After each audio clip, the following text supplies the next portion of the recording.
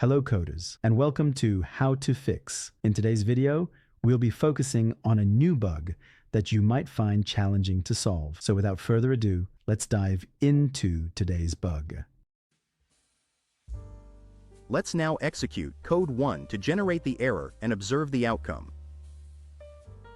Here's the elucidation and the resolution to the bug. Please pause the video to absorb the explanation. Now let's rectify the code and examine the resultant output.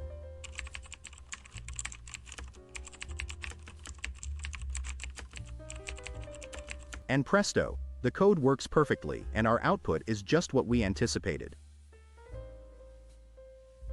The bug is no more. That's the end of today's lesson.